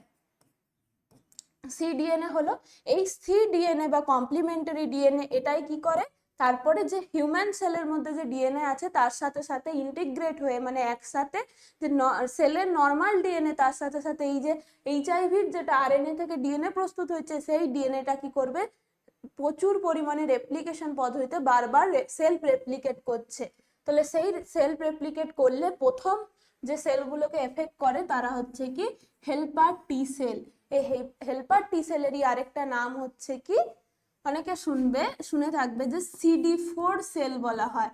তাহলে যত এইচআইভি ভাইরাসের আক্রমণটা মানে বডিতে যত বেশি এফেক্ট হবে এইচআইভি ভাইরাসের দ্বারা, আস্তে আস্তে এই CD4 সেল কাউন্টটা বা হেল্পার টি সেলের কাউন্টটা কমতে থাকবে। তাহলে যত আমাদের শরীরের মধ্যে এইচআইভি ভাইরাসটা যত বেশি ছড়াবে, তত আস্তে আস্তে হেল্পার টি সেলের পরিমাণটা কমছে। আর এই হেল্পার টি সেলেরই আরেকটা নাম কি? CD4 sell. তাহলে পরীক্ষায় এরকম কোশ্চেন দিতে পারে যে এইচআইভি ভাইরাসের আক্রমণে কোন সেলের যে সংখ্যাটা কমতে থাকে, সেটা হতে পারে CD4 সেল অপশনে থাকতে পারে বা হেল্পার টি সেল থাকতে পারে। নেক্সট কি বলছে আমাদের, যে ক্যান্সারের মিউটেশন সম্পর্কে কোনটি ভুল বিবৃতি? আচ্ছা, তাহলে ক্যান্সার আমরা জানি কি, ক্যান্সারের ক্ষেত্রে প্রোটো অঙ্কোজিন যেটা আমাদের সবার বডিতে থাকে, প্রোটো মানে কি? একটা প্রিমিটিভ ফর্মে থাকছে যেটা আমাদের বডিতে কোনো ক্ষতি করে না, এটা মানে স্বাভাবিকভাবে সবার বডিতেই থাকছে। সেই প্রোটো অঙ্কোজিনটা কোনো প্রকার কার্সিনোজেনের প্রভাবে হতে পারে। তাহলে কার্সিনোজেন মানে কারা? যারা ক্যান্সার সৃষ্টি করতে পারে সেই রকম পদার্থ। সেটা হতে পারে কোনো আয়োনাইজিং রেডিয়েশনের জন্য হতে পারে, কোনো প্রকার কার্সিনোজেন আমাদের খাবারের মাধ্যমে যেতে পারে, এয়ার পলিউশন থেকে হতে পারে। তারপরে কি হচ্ছে, বিভিন্ন ধরনের যেগুলো আমাদের বডির যদি সেল মানে জেনেটিক ম্যাটেরিয়ালটা মিউটেশন হয়ে যায়, তাহলে বিভিন্ন ধরনের কার্সিনোজেনিক ম্যাটেরিয়ালসের জন্য হতে পারে, বা বডির এই প্রোটো অঙ্কোজিনটাকে আলটিমেটলি কি হয়ে যায়? অঙ্কোজিনে মিউটেট হয়ে যায়, অঙ্কোজিনে মিউটেট হয়ে যায়। আর অঙ্কোজিনটা যখন মানে অঙ্কোজিন ফর্ম হয়ে গেলে সেটা কি করতে পারবে? ক্যান্সার সৃষ্টি করছে। তাহলে এই ক্যান্সারের ক্ষেত্রে আমরা যেগুলো দেখি কি অ্যাক্টিভেট হয়ে যায়, এই যে প্রোটো অঙ্কোজিনটা অ্যাক্টিভেট হয়ে যাচ্ছে অঙ্কোজিনে, এটা ঠিক আছে। ডেস্ট্রয় দ্য ইনহিবিটর, এটাও ঠিক আছে। ইনহিবিটরের কাজ কি? ইনহিবিটর হচ্ছে নর্মাল যে সেল ডিভিশন সাইকেলটাকে কন্ট্রোল করে। মানে আমরা জানি কি যে মাইটোসিস পদ্ধতিতে একটা সেল থেকে দুটো সেল হবে, আবার দুটো থেকে চারটে হবে।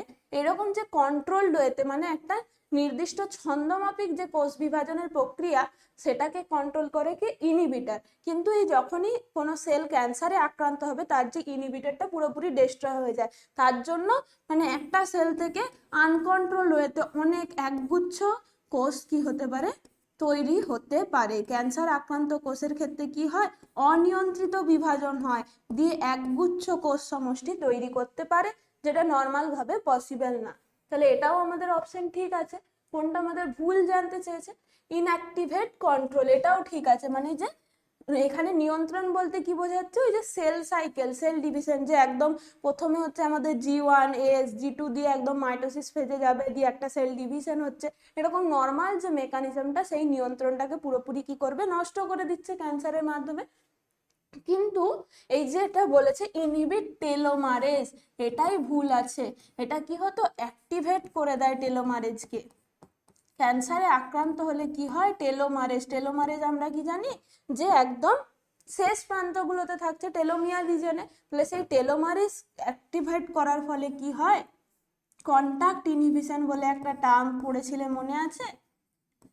অ্যাক্টিভেট করে দিবে যখন টেলোমারেজকে, তখন কি হবে? কন্টাক্ট ইনহিবিশনটা পুরোপুরি বন্ধ হয়ে যাচ্ছে।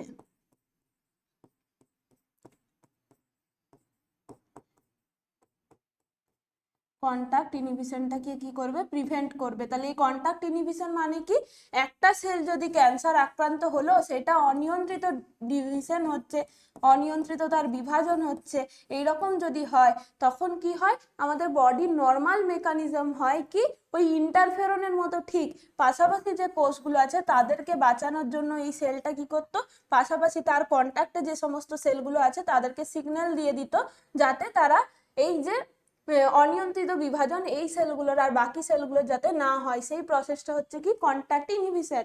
কিন্তু ক্যান্সার আক্রান্ত হলে যখনই এই টেলোমারেজটা অ্যাক্টিভেট হয়ে যাবে তখন তারা কি করবে, এই কন্ট্যাক্ট ইনহিবিশন যে পাশাপাশি সেলগুলোকে যে অনিয়ন্ত্রিত বিভাজনের হাত থেকে বাঁচাচ্ছিল সেটা কিন্তু আর করতে পারবে না। তার জন্যই একটা সেল থেকে আরেকটা সেল, আরেকটা সেল থেকে পাশাপাশি পুরো কোষের মধ্যে পুরো একটা অর্গানে কি হয়, দিয়ে আস্তে আস্তে অর্গান থেকে পুরো বডিতে কিন্তু মেটাস্ট্যাসিস হয়ে যায়, ক্যান্সার এইভাবেই ছড়ায়। কারণ কি, কন্ট্যাক্ট ইনহিবিশন লস হয়। তাহলে একটা সেল যদি ক্যান্সার আক্রান্ত হয় তার আশেপাশে সব কোষগুলোকে আস্তে আস্তে কি করবে, সে ছড়াবে ক্যান্সারটা, দিয়ে আমরা যখন দেখি লাস্ট স্টেজ ক্যান্সার মানে কি হোল বডিতে তখন ছড়িয়ে পড়ে। চলো নেক্সট কি বলছে যে which is not a property of cancer cell. তাহলে ক্যান্সার সেলের আমরা একটা প্রপার্টি অলরেডি পড়লাম কি, অনিয়ন্ত্রিত বিভাজন হবে, অনিয়ন্ত্রিত বিভাজন হবে, তারপর হচ্ছে কি ছড়িয়ে পড়বে। কারণ কি দেখলাম, অনেক ক্ষেত্রে দেখবে কারোর লিভারে ক্যান্সার হয়েছে বা কারোর হচ্ছে কি যে পাকস্থলিতে বা অগ্নাশয়ে কোথাও একটা ক্যান্সার হয়েছে, দিয়ে অনেকদিন যদি সে ধরা না পড়ে আস্তে আস্তে সেটা ফুসফুসে যেতে পারে, তারপর হচ্ছে কি অন্যান্য কিডনিতে যেতে পারে, অন্যান্য বডির অর্গানে ব্লাডের মাধ্যমে কি করতে পারে, ছড়াতে পারে। তাহলে অবশ্যই হচ্ছে কি এই যে প্রপার্টিটাকে কি বলা হয়, ক্যান্সার সেলের ছড়িয়ে পড়ার প্রপার্টিটাকে বলা হয় কি মেটাস্ট্যাসিস। হলো, তাহলে মেটাস্ট্যাসিস অবশ্যই হবে। আর কম্পিট ফর নিউট্রিয়েন্টস এটাও হবে, কারণ কি একটা সেল বডিতে কি ছিল, একটা সেল থেকে দুটো সেল হচ্ছে, নর্মাল যা যা নিউট্রিয়েন্টস গুলো বডি থেকে পাচ্ছে, মিনারেল নিউট্রিশন গুলো, সেগুলো তারা ওই সেলগুলোর জন্য যথেষ্ট। কিন্তু যখন অনেক সেল তৈরি হচ্ছে, একগুচ্ছ সেল তৈরি হচ্ছে, তাদের সবার জন্য নিউট্রিশন কিন্তু বডিতে সাপ্লাই দিতে পারছে না।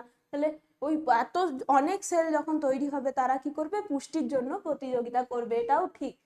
প্রপার্টি কোনটা নয়, কন্টাক্ট ইনহিবিশনটা প্রপার্টি নয়। কন্টাক্ট ইনহিবিশনটা কার প্রপার্টি, একটা নর্মাল সেলের প্রপার্টি। সেই নর্মাল সেলটা যখনই ক্যান্সার এফেক্টেড হচ্ছে তখন তার এই যে কন্টাক্ট ইনহিবিশনের প্রপার্টিটা নষ্ট হয়ে যাচ্ছে, যেটা আগের কোশ্চেনে আমরা বললাম। ক্লিয়ার?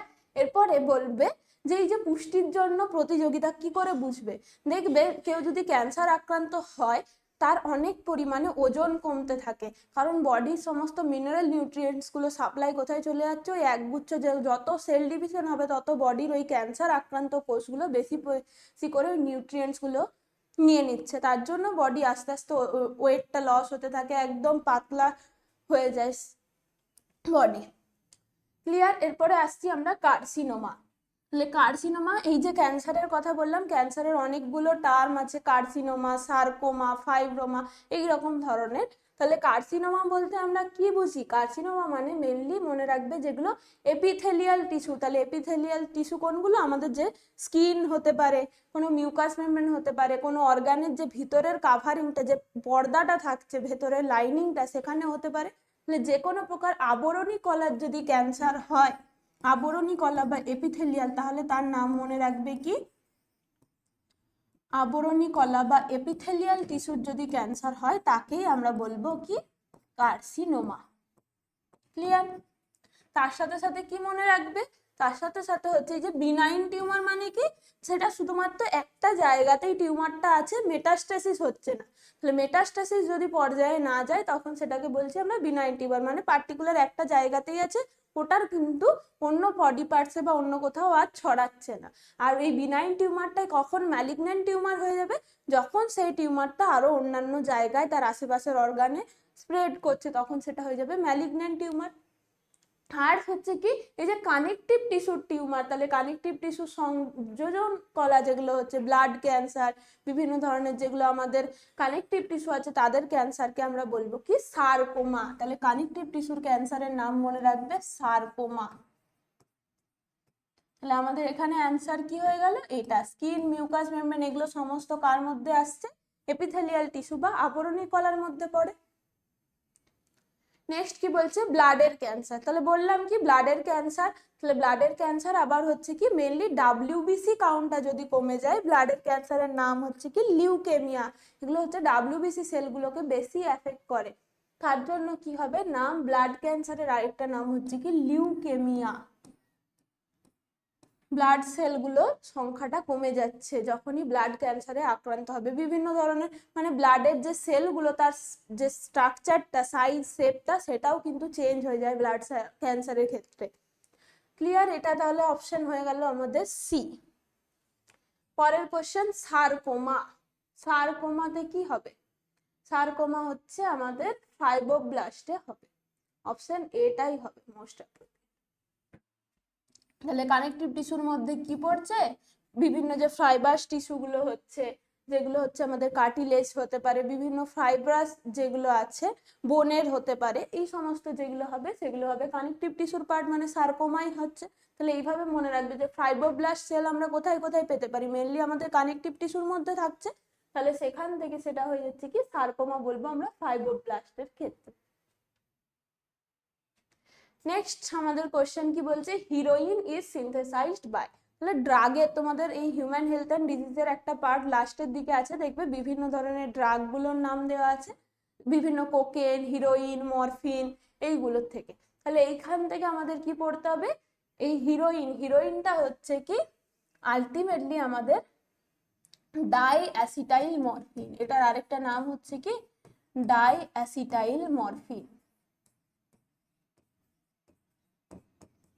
তাহলে মরফিন যেটা আমরা কোথার থেকে পাই, পপি সিড থেকে বা পোস্ত দানার থেকে পাচ্ছি, পেপেভাস সমনিফেরাম।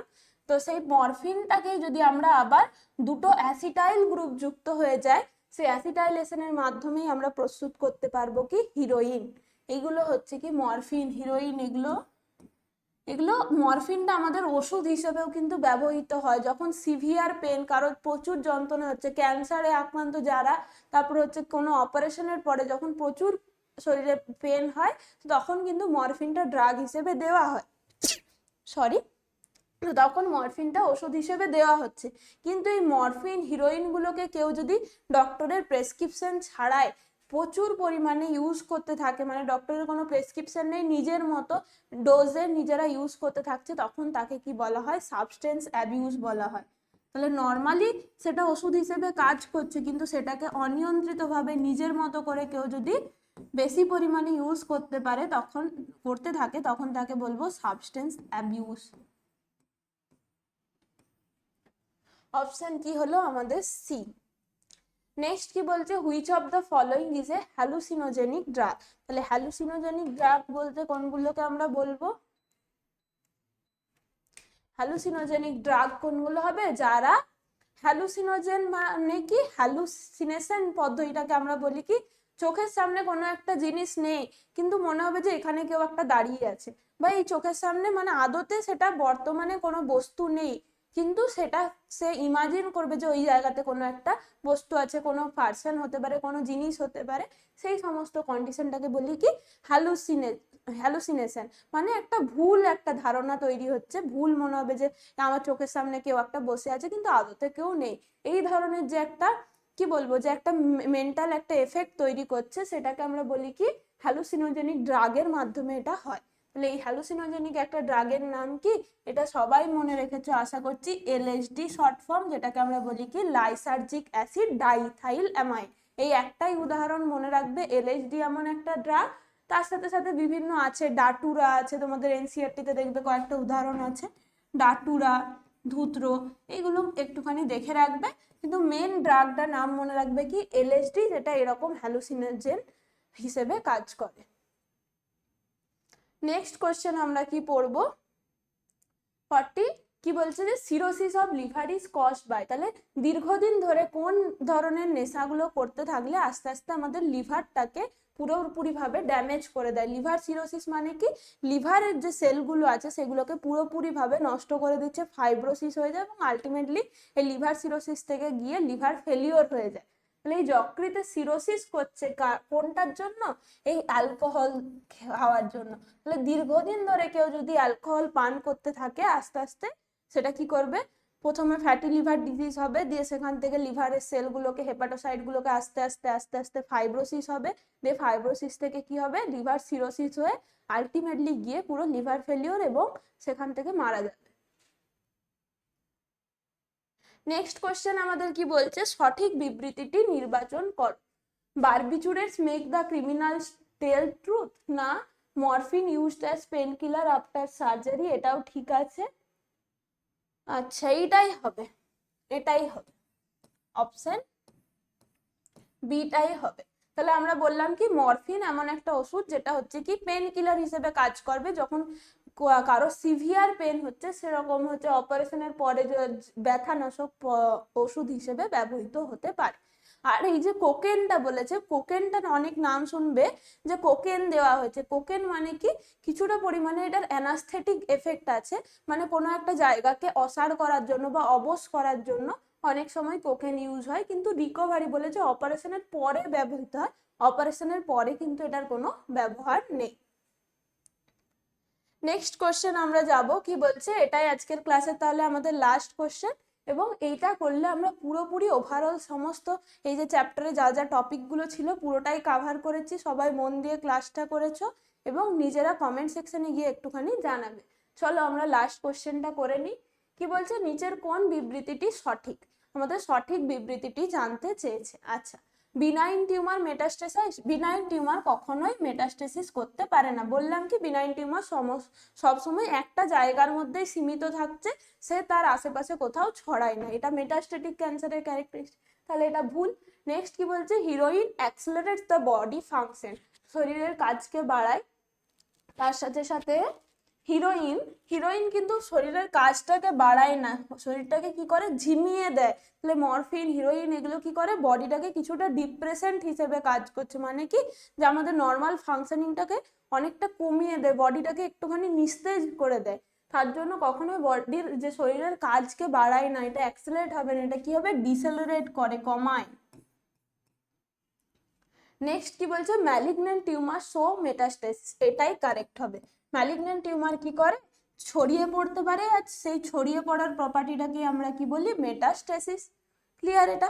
আর কি বলছে, ক্যানাবিনয়েডস ইউজড আফটার সার্জারি, এটা ভুল। এটা কি হবে আমাদের ওই মরফিন জাতীয় ড্রাগগুলো যেগুলো আছে সেগুলো ইউজ হয় অপারেশনের পর। ক্লিয়ার? তাহলে আজকের কোশ্চেনগুলো আমরা কতগুলো টোটাল 42টা কোশ্চেন আজকে আলোচনা করলাম। আশা করছি এই কোশ্চেনগুলো তোমাদের জন্য খুবই হেল্পফুল হয়েছে। সবাই মন দিয়ে ক্লাসগুলো করতে থাকো এবং অবশ্যই কমেন্ট সেকশনে গিয়ে একটুখানি লাস্টে জানাবে যে এই কোশ্চেনগুলো তোমরা কতটা অ্যাটেম্প্ট করতে পেরেছো। কারো যদি কোনো জায়গায় কোনো কোশ্চেন থাকে, ডাউট থাকে, অবশ্যই একটুখানি জানাবে। আর তোমাদের ফিডব্যাকটা পেলে আমারও ভালো লাগে, আমি কমেন্ট সেকশনগুলো চেক করবো বারবার। তো তোমাদের কোনো প্রবলেম থাকলে সেখান থেকে আমি তোমাদের ডাউটগুলো ক্লিয়ার করে দিতে পারবো। তাহলে থ্যাংক ইউ সবাইকে। চলো আমাদের পরের একটা ক্লাসে আমরা আবার অন্য চ্যাপ্টারের এমসিকিউ নিয়ে আলোচনা করব। সবাই মন দিয়ে পড়াশোনা করো। টাটা সবাইকে, টাটা। সবাই পড়ো, পরের ক্লাস কি আছে দেখো।